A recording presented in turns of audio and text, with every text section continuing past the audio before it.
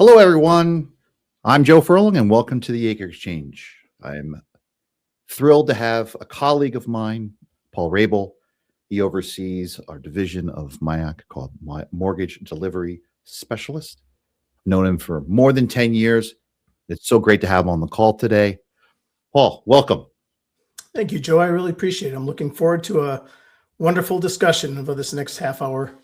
Wonderful. So, it's amazing with the mortgage industry. It always seems like, well, it's just residential loans, and that's not necessarily the case. Even if you look at the residential loan world, there's so many different chunks from it, from origination to closing to servicing to all this other stuff. But the one thing that a lot of people don't talk about is the delivery of these loans to the agencies or to another party or that sort of stuff. In essence, at a high level, that's pretty much what you oversee. Is that correct? Yeah, that's absolutely correct. Very simply, yeah, we assist clients with the sale or securitization of loans to Fannie Mae, Freddie Mac, Ginnie Mae, and generally that's the priority of the work that we do. And you're right, it's our area of expertise. It's our bailiwick, if you will, and it's something that I think, as importantly as anything, that I absolutely love doing. That's fantastic. I mean, and ultimately, it's one of those things you can say in like 5 seconds, but I'm sure there's a lot of details that go into this process. It's not simply as just, hey, here's the loans, here, Fannie and Freddie or whatever, here they are, and you're done.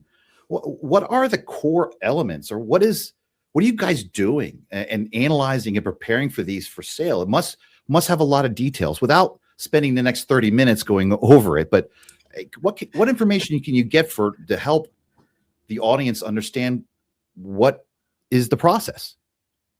Well, I know you're right. I could spend 30 minutes answering just this question. So I appreciate your comment. I would say this. I would say that data drives everything. We know that.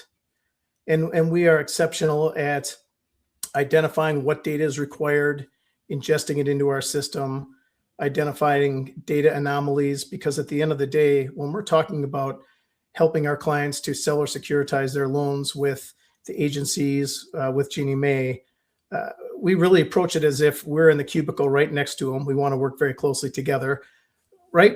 We're part of the team. I think more than a couple of clients have pointed out to me in the past, the fact that I use the word we in our emails back and forth, because again, it's a collaboration. And I say that because it's not just the data, but for us, it's managing the entire process, right? So it's getting the data, but identifying the issues, the concerns, and working with the client to rectify those things. Let's talk about that for a second. So sure. Issues. What are the common kind of issues or things that have created bottlenecks or slowed down the process? Can you kind of dive on that a little bit? Yeah, I'd be happy to. And it comes in all various forms, I guess I should say. It could be data that is required to sell or securitize a loan. I'll give you a simple example, right? A loan's been identified as a condo. There are a number of data elements required by the GSEs when it comes to selling condos.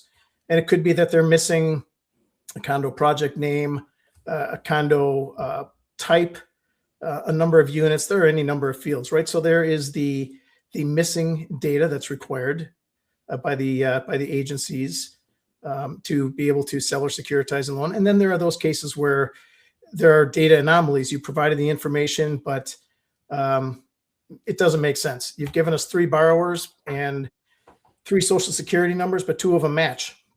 Something's wrong there, right?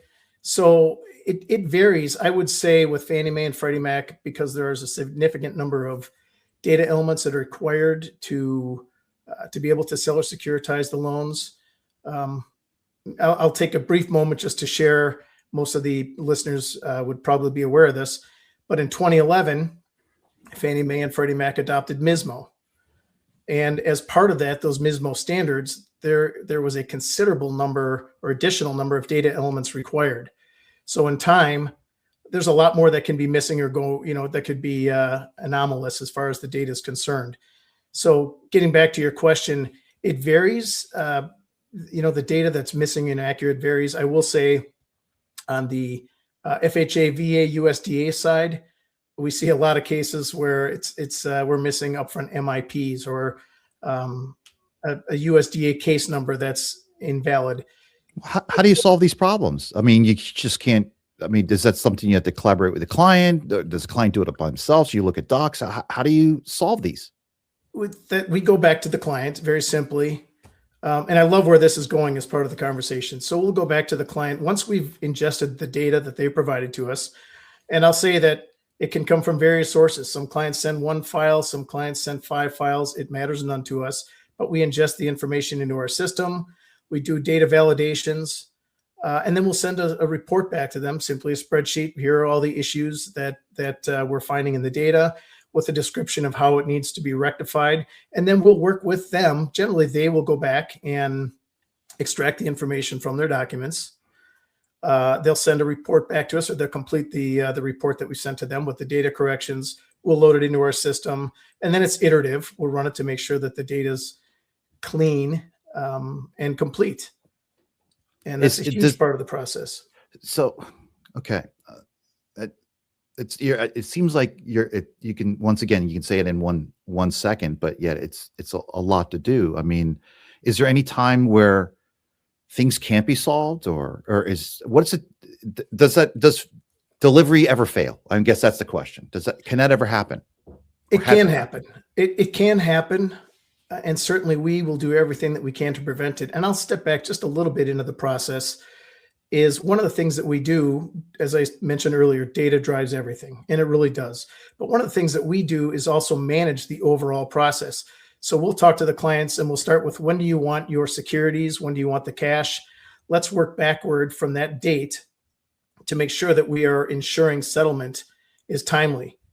And we do that, Joe, because we want to mitigate as many issues as early in the process as we can. And of course, again, it all starts with data. In answer to your question, yes, there are times when we've identified missing information that's required, and it may have not been populated on the origination documents. You can't, that's not an easy fix. It could be a case where a borrower may not have signed a document that they needed to sign. We've come across that periodically with modifications to loans, where interestingly enough, they had a modification, everything looked pretty, but the borrower hadn't signed in the dotted line. So yeah, there are cases where a pool could potentially collapse because you have to remove a loan and the pool falls below Fannie, Freddie, or Ginnie Mae pooling requirements. So yeah, it certainly can happen. It doesn't mean a trade will fail, but it changes the dynamics of the trade. All right. So that was a mouthful right there. So let me kind of go in a different direction, but it's very similar. So besides the normal, okay, they originated the loan, they want to deliver it, vanilla kind of everyday kind of action. There are things like you touched upon it, loads that are modified, maybe the VA IRL, I hear all the time, maybe early buyouts, those things that are more unique and different. Can you touch upon, to the best you can, what are the differences and how does that impact what you do, and making sure that the client needs to be mindful of these unique circumstances need to be handled slightly different or be aware of? What are how do we avoid the traps where problems would exist? They do. You're right. There are traps, there are pitfalls potentially.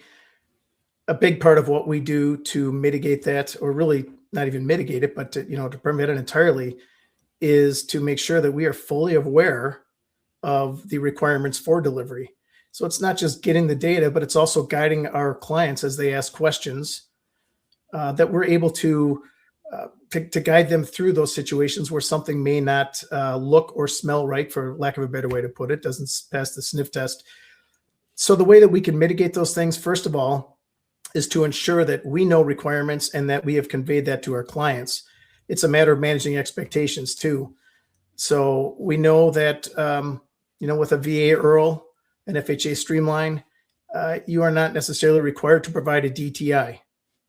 So we know things, so we have to be very careful and pay close attention to those circumstantial situations that we can guide a client through to ensure that they are informed as much as we are informed. And again, that's just to manage expectations and the overall process. Did that answer the question, Joe? I'm not sure Yeah, if I, yeah, if, okay. you did great. Well, do we want to talk about early buyouts? Does that even touch you at all? Early, I hear that all the time. Early buyout this and early buyout that. Does that hit your world at all? I love early buyouts. Tell me And about it, because we you hear it all do, the time, but a lot of people, like, you hear it, but like, do I really know what that means and the consequences? Why would somebody do it, and what's the consequence? Can you talk about that a little bit? I can, and we do a lot of EBO, early buyout redelivery work.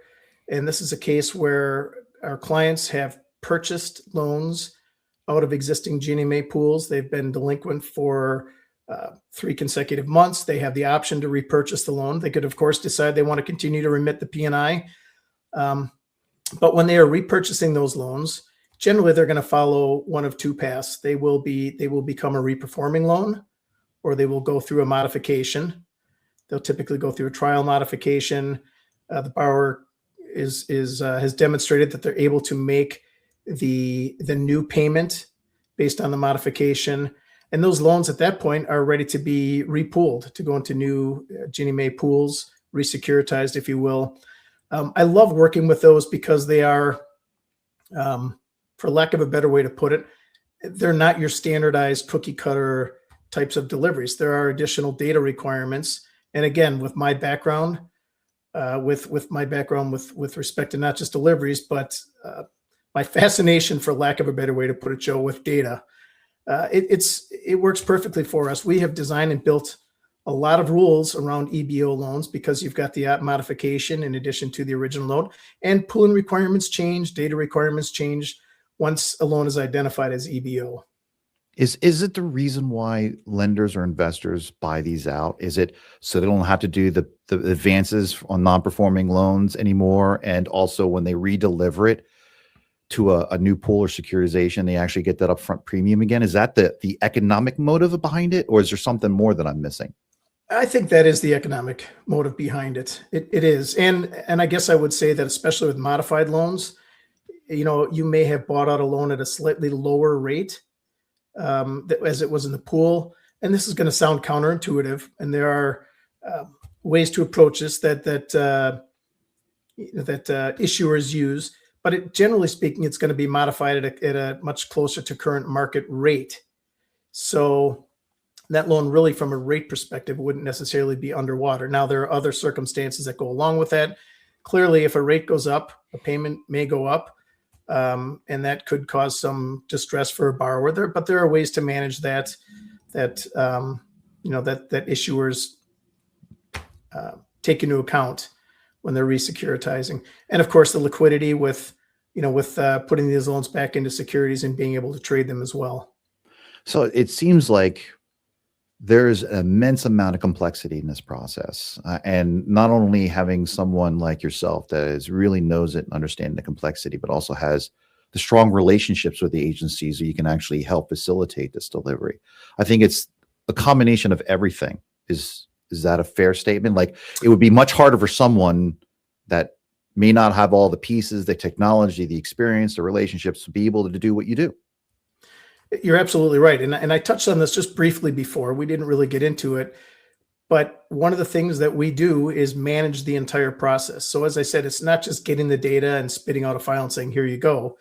It's managing and knowing where to go if we have questions or concerns. If a client asks me a question and I can't answer it, even after 30 plus, I'm not going to give the exact number, or that will give away my age. But after 30 plus years of doing this, I still don't have all the answers. And I love that. I love the learning aspect. But I know where to go and who to talk to get the answers. I know where to go at Fannie Mae and Freddie Mac and Ginnie Mae if I have questions. And it's fascinating to me when I do have to do that. Go back to one of the GSEs. How often the people I'm talking to there say, I've never been asked that before. I'm not sure how to do that. So we jointly learn something new.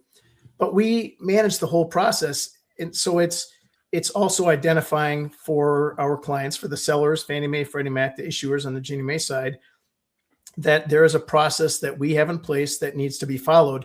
And it keeps everybody engaged, from the secondary who's doing the pooling or allocations of the loans, to the shipping people that are going to be preparing and sending the collateral to the document custodian, to the document custodians themselves, where we will gladly work with the custodians to ensure that they're able to certify the loans and or pools in time to ensure settlement. And then after that, it's easy to say, well, certification's been done. They're going to get their loans funded. But guess what?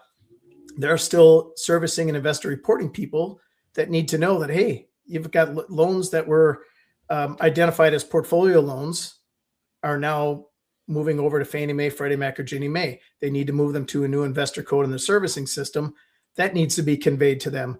So I think maybe a little bit longer answer to your question is there's a lot that goes into it. Yeah, we are delivery specialists, but there's a huge component to the overall aspect of things that we'd love to manage, to guide, to walk people through the whole process. So it's not just data validation. It's clearly making sure all the counterparties are understood and on the same page. It's also making sure the documents that can convey to the right spot and need to be done with the custodian, etc. There's also then facilitating the trade and then actually making sure the funds get remitted and all the business sides of it. There's a lot that goes into it, and having, for lack of better words, a quarterback, as you would be in this analogy, to be able to manage all these pieces is really critical. And if you're not doing it, I guess it could fall apart or make it, a lot more difficult to close.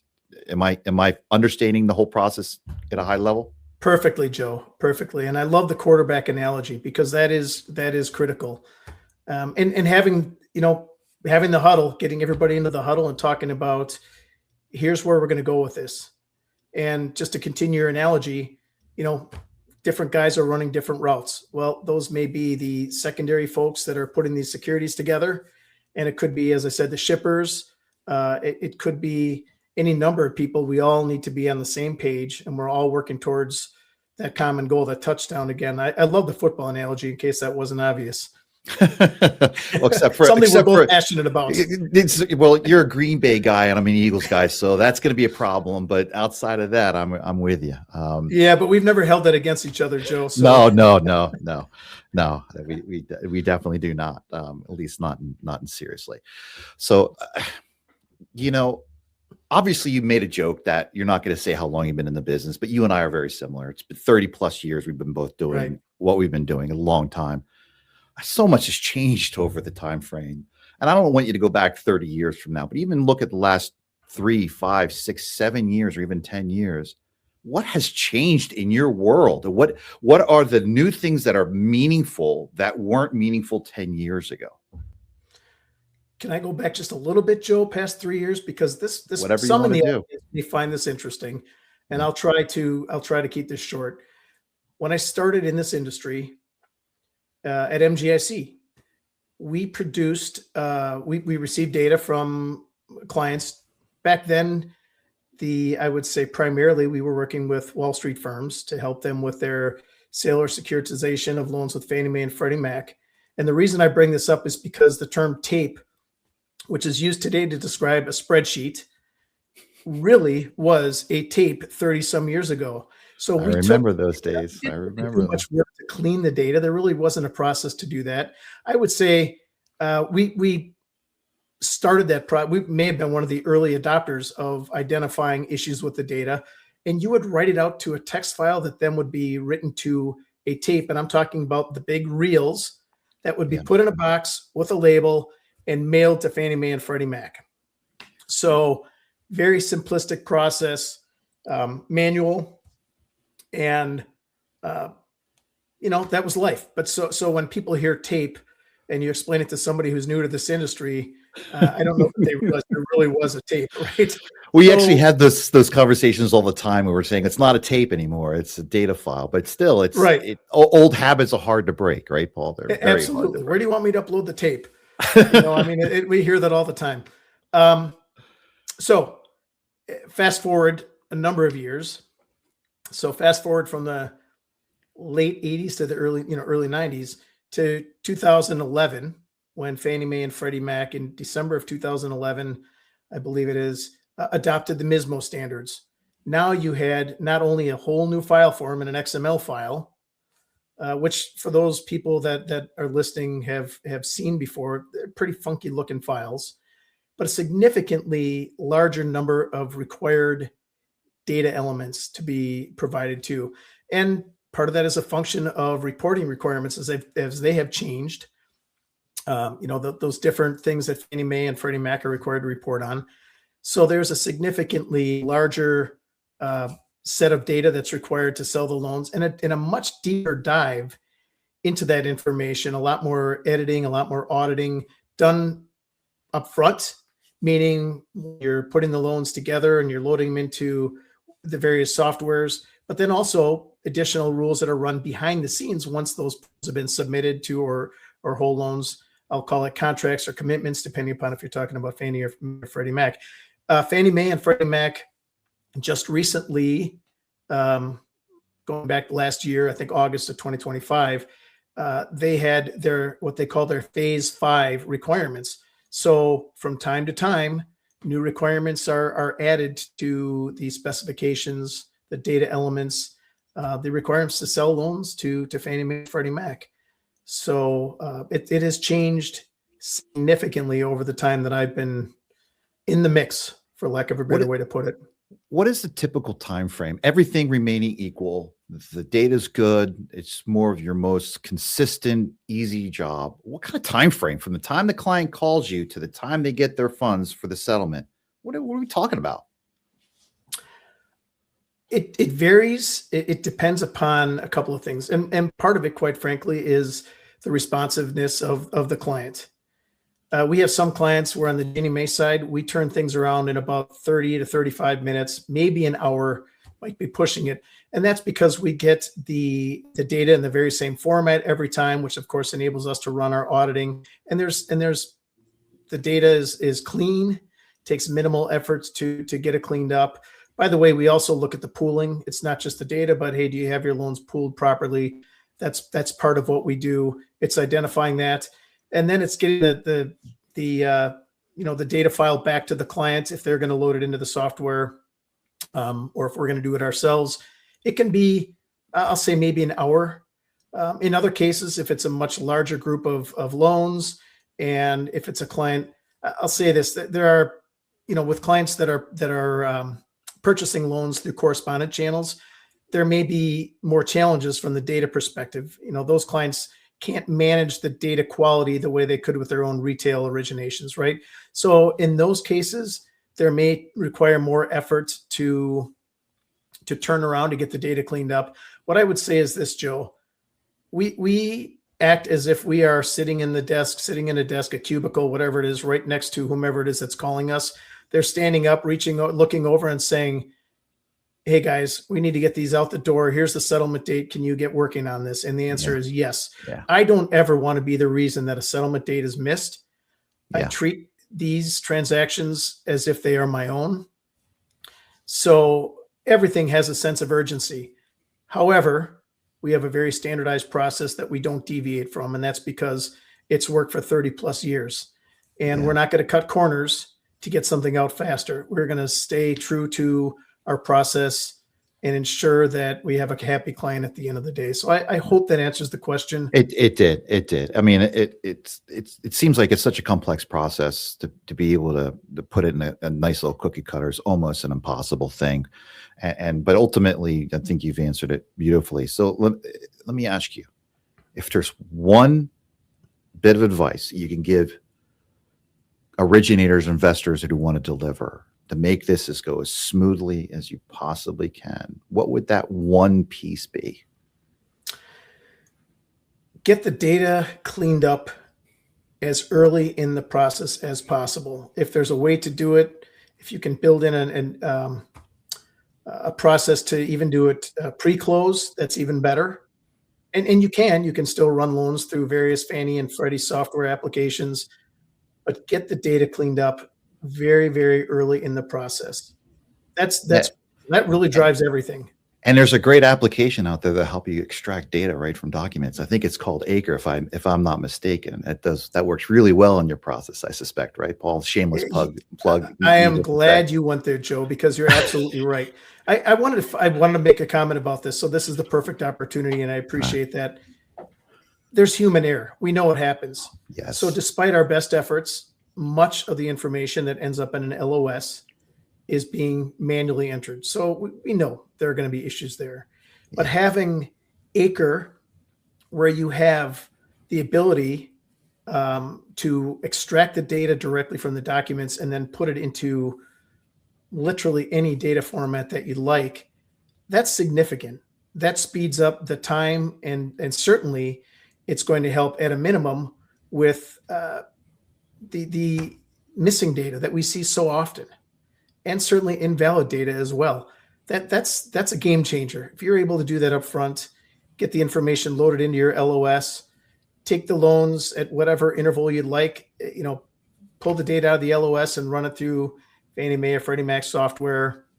Ginnie Mae doesn't offer quite the same, but get it cleaned up. And that is going to really help ensure clean delivery down the line. And it's certainly, as much as I love digging into the data and helping people clean it up, that makes my job easier. It means that I can turn things around faster, and we know time is money.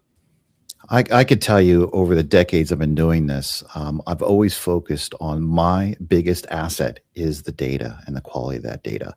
And for decades, I would go into places, speak with people, and they wouldn't give two hoots about their data. And I'm thinking to myself, that you just don't get it. And I think now people are starting to see that and saying, okay, the data really matters. I need to do what I need to do, get it cleaned up as early in the process as I can. But still, even to this day, there's still people that don't put the focus on the data. It's almost like it's a derivative. They don't care about it. And it's amazes to me on that attitude. If they just clean their data early up and have it done, everything else downstream gets better. Everything. Unquestionably. And when you're selling loans to Fannie Mae and Freddie Mac, they have what I would call a naughty list, where they are going to identify for each seller their top 10 issues with their data. Wow. And of course, conscientious sellers are going to do whatever they can to mitigate that. And it's nice that they know, okay, we're consistently missing this or providing it, invalid or inaccurate data. They can work to mitigate that. But again, go back to identifying these things and loading complete data into your LOS early in the process is significant. And the other thing is there's reputational risk too. You don't want to be the one who's known for having poor quality data, especially if loans are being sold and then re-underwritten.